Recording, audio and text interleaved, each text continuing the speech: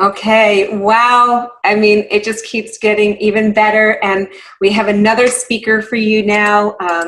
And it's so interesting as we continue on this journey of who we have and how it's emerging for you. And I want to introduce you to, here we go, to Dolores Hirshmann. And Dolores is an internationally recognized strategist and coach. She's been a remote employee and virtual business owner for 20 years. She helps clients clarify their idea worth sharing. She designs their communication strategies and implements business growth. She is a TEDx organizer and a certified ICF accredited coach and business degree. She is absolutely amazing, has a husband with 4 children. We ended up getting together. We were brought together by another business owner who I had made a comment about something about stages, and they said, you need to meet Dolores. And then they told Dolores she needs to meet me. And we eventually met, fell in love, and here we are. So I want you to meet Dolores Hirshmann. Thank you, Lisa, for a wonderful intro. My pleasure. You know, it's funny because what people don't realize is that although some relationships take a long time to build, we literally connected, and within, I don't know, days or minutes, we were totally sharing all of our secrets with each other, telling each other what you can do. Oh, this is what else you can do. And this is what else you can do. And you had one of your businesses that you sold to somebody. And I was like, okay, I need to hear how she did that, because I knew a mutual friend, I knew who it was. I was like, I need to hear, I need to know more. And I think that with everything today, the idea of collaboration and business minds and strategies and working together is more valuable than ever. It's always been valuable, but I think people are appreciating it more now than ever. Would you agree? Absolutely, because the truth is that we are in a web of connection. We are supporting each other in a shared journey. I honestly don't believe in competition, because that's a lack mindset. I believe that if I can support you and you can support me, then we're all good. Like we are all trying to help people realize their best life through the journey of business ownership and entrepreneurship. At least that's what I believe. And I think everybody that you've introduced today as a thriving entrepreneur, and many of the hundreds of people that are watching this in the Zoom and on Facebook Live, I've seen you all day. I've been kind of popping in and out. I think we are in this space of being stewards of our community, our world, and leading the life that we want. And so why wouldn't I be part of a web of collaboration? It's just the best way to do it. And it's actually another sign of success, right? Because it's the successful people who can understand the leverage and the possibilities that we have when we come together. So I was thinking when I said, what is some of the things I think would benefit the entrepreneurs today? And the fact that you were a TEDx organizer intrigued me. As you know, I did my TEDx a few years ago, and it wasn't easy. The whole journey of getting on a TEDx was like, I think it was, I was on ABC, NBC, CBS. It's easier to have children. Oh my God, I was on every TV station, every show. It was easier than getting on a TEDx. I was like, is it that hard to do? And I know that there were a lot of variables with it. And I had an amazing woman who coached me through it. And I really totally love her. It was a blessing to have met her. And the way I actually found her, she found me through my Facebook group. I have a women's entrepreneurs, Empowering Women Entrepreneurs Facebook group. And if you're not in it, go and join it on Facebook. And it turned out that she was looking for pitches. And I started pitching her and she goes, no. I'm like, what do you mean no? It was like beat me up on that. And then she's like, no, it's 2 whatever. It was an acronym. And she's like, so I did it again. And she said, yes. I'm like, yes. Like it was funny.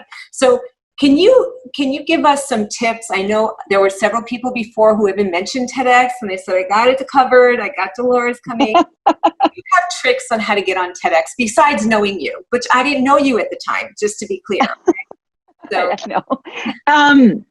That's $1 million question, I think, for everybody. Here's the thing. I'm going to give you a best kept secret, and it's going to be so obvious. You're like, really? Is that fall in love with your work and become so committed to it that nothing's going to stop you. That's number one. But when you're really thinking of TEDx and you think that I'm touching my hair, I'm like, the previous speaker, like, don't touch your hair. Jan. The window is open, it's coming in my mouth. But so when you are ready for that stage, and there is a timing for that, you know, you must be ready for that stage because you are committed to the work, you've been showing up in the world with that idea, and you're ready to spread it wider. So when that is true, then there's a couple of things and steps you want to take. Number one is get really clear on that idea behind your work. A TEDx is not to talk about your work. It's about to talk about the reason why you do what you do. So you have to get really clear about what is the essence, the thing that gets you up in the morning. And you have to be able to explain that in about 6 words or less. So that's step number one. And then step number 2, again, do your research and start finding the right stage for you. Not every stage is the right stage for you. And there's many layers there from, you know, trying to reach out to stages within your community, because if you don't know anything about TEDx's, they were designed by TED. So let me explain. TED is a main organization. It stands for Technology, Entertainment, and Design, and they have the big TED stage. And then in 2008 or 2010, I can't remember right now, they decided, okay, what if we give independent license holders, so none of us TEDx organizers work for TED in any way. So what if we can give independent people that abide by the rules the opportunity to host a TED-like experience in their communities? So TEDx's are designed to enhance, connect, and propagate great ideas in a specific community. So if you belong to a community with a good TEDx, then start there, because they want to hear the voices of their backyard. And then you spread from there. Awesome. So it's clear on that idea and then finding your right stage. You know, and what was interesting when you say finding the right stage, I knew nothing about, you know, other than I didn't know if it was the right stage, the wrong stage. It was a TEDx stage. That's all I wanted. It was a TEDx. I wasn't specific enough. I didn't have the TEDx stage where the big TEDx was, and it wasn't where I envisioned it would have been. But it was still awesome. It was still a great experience. We still have thousands of views, which is awesome. But it was interesting in knowing what is it they're looking for. Like, what's the parameter of a great story? What is it they're looking for? Because when I went through it and I was being coached by the person who was running it, and literally she wouldn't let me use a slideshow, and yet other TEDx's you were allowed to. She didn't want to have, I only had 7 minutes, and some you have 18. And I found I've been speaking for like 27 years, excuse me. I've been public speaking for 27 years, paid speaker. And yet it was rehearsing. I had to rehearse it again for her. I had to show it again. I was like, I didn't know there was all this work that went with this. I said, and you didn't get paid. And I didn't get paid. And I'm thinking, oh, I got a TEDx. This is going to be easy. I speak all the time. That was the hardest speech. And I'm saying that because I don't think people realize it. And maybe they don't have that same experience. So I need to know, is that the same experience? It was the hardest speech I ever did. So yes and no. I mean, there's different experiences. Yes, it's a different kind of speaking. So whatever you're used to, you're not going to use that on a TEDx stage. So that's for sure. And 7 minutes versus 18 minutes, that's more of an organizer decision. When I ran my TEDx, so my TEDx was pretty big. It was one of the biggest in the East Coast with about 1,200 people in the audience, and we had ran an 8-hour day with about 15, 16 speakers. And we try to give everybody the full length of a TEDx, which is up to 18 minutes. Basically, I told everybody, you have 17 minutes. At 17 minutes and 50 seconds, we could kick you out of stage. And we allowed our speakers to use slides. We had some rules around them, of course, but we definitely allow them because they are a great memory trigger and allows you to really have a great flow. But that said, it is a different experience. And if you are going to take on that stage, you must be ready and prepared to commit and do the work. You asked, what is a great story for a TEDx? The first thing I'm going to say is, as TEDx is not about storytelling. It's rich with storytelling, but it's not about a story. At TEDx and getting a TEDx is you having an idea that is maybe not way different, but it's a different enough perspective of tackling a problem or an issue in the world. So it is about an idea worth spreading. That's their motto. And so when I coach my clients, I first ask them, okay, what is that idea that you want to share with the world? And once we're clear on that, then we use storytelling as a tool. Meaning, if this is the gift you want to hand your audience, like they walk away with this gift, how are we going to wrap that gift to deliver it? And the wrapping is the storytelling. That's awesome. That's awesome. Yeah. So, and I understand what you're saying with that. I actually, because of not having slides, I literally read something, and I think I found it on a TEDx, where how you do it is to picture a clock, like on the numbers on the clock, and I put pictures in every number in my head, so that you could trigger the thought. It was as if I was doing slides. So when I was studying the slides, I had the slides with a picture that was in my head, so I can look around the theater. It was in a big theater. I was able to look at the theater and go from every time, and everyone had another picture for me to finish the talk. And that's brilliant. And that's how I did it, which was so interesting. And I think I needed to be on your stage. It would have been easier to have a slide. we definitely had fun, and we did a lot of dancing on our stage. Well, that would be awesome. And my title was The Beliefs of the Lies You Tell Yourself. So you can find it on cool. YouTube for the TEDx. So as well as the speaking, and you and I both know the speaking is just one piece, one piece of everything we do. I call it the first date. Okay, so what happens after the first date? Yes, and that's a very important question, because especially the world is shifting very fast, and the speaking world is shifting very fast. People think that speaking is dead. No, speaking is having a rebirth. It's just a different kind of rebirth, and the money is not made in speaking. The money, or the opportunity, if you want, is on what I call the post-stage strategist. So if you think speaking is the first date, everything that happens when you get off the stage is critical. So you want to have whatever you're delivering, whether it's an interview or solo speaking on a stage or a virtual stage, you want to always have a clear invitation for your audience to get to know you better. You want to literally strip your talk to the minimum amount of information and the maximum amount of falling in love experience. And what I mean by this is, if you think about it as a first date, is that how much can you share with them so that they fall in love with the potential of your work, and they trigger the I want more. Basically, in marketing, and I studied this many, many, many years ago when I went to business school, and then I applied it when I was leading an online learning platform many years ago, is there's a push-pull, right, in marketing. And a lot of marketers are like, okay, I'll just push content and hopefully one day someone will buy. But the truth is, good marketing is a dance. I put some information out there so that you can get triggered and get curious, so you can pull information from me. So speaking is a first stage that triggers for the audience to do the next move and kind of want to learn more. And then you continue in your post-stage strategy and what I call the nurturing. And we've talked about this, the concept of trust funnel, right?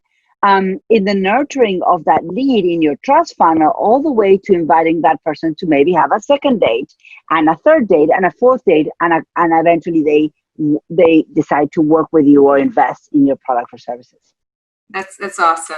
That's awesome. And when you talk about dating, there's always, we know not to go all the way on the first date. So if we can't remember that, at least the very least, we understand first date, then get to the next, then get to the next, and nurture it. And nurturing is super important. You know, when you think about how let's go back to the stages, because I know that that's one of your wheelhouses, not just TEDx's, but even getting people out there and so forth. What do you think is I'm going to use it this way. What do you think is the appealing feature or service that people are looking for specifically now since COVID? Like what's the product they want to hear about? So people want to be handled. The concept of handled. What I mean by this, let me just explain. Go ahead. No, when you think of like Oprah or big famous people, and you say, oh, they have handlers. Like Oprah doesn't even have a cell phone. I'm sure someone is answering the cell phone for her. Okay. And the truth is that for many of us business owners, the thought of having someone just get us the opportunity, just tell us, okay, just show up this day at this time. You have to be wearing this, and you have to be talking about this, and go. Life would be so good if we can just be invited day in and day out to speaking opportunities, right? And that's one of the things that I identified a couple of years ago. So when I decided as a business owner, I said, you know what, my thing is speaking. I need to be out in the world, sharing my message left and right. How do I do that? I tried to do it on my own, it didn't work. I tried to knock on the doors of big speaking agencies. And actually, my lesson came when I worked with a person named Bernie Swine. So Bernie Swine was the founder and chairman of Washington Speaker Bureau. If you're a speaker, you probably know that Washington Speaker Bureau is probably one of the oldest and most prestigious speaking agents in the country or in the world. One of their first clients was Ronald Reagan. Okay? So they represent everybody that's anybody. They had Margaret Thatcher in the roster. And so, interestingly enough, Bernie, who's wonderful, he and I found each other on LinkedIn. And after back and forth, he ended up being a speaker on my stage. And I coached him to speak on my stage. And he was so nervous because he had always been behind big speakers, never as a speaker. And he had dinner at my house, and we had a great time, and his wife came.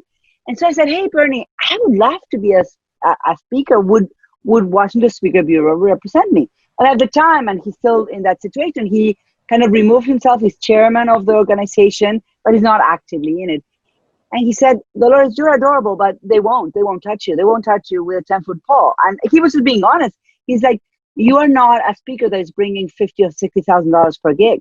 So you are not a product that we would be investing energy on.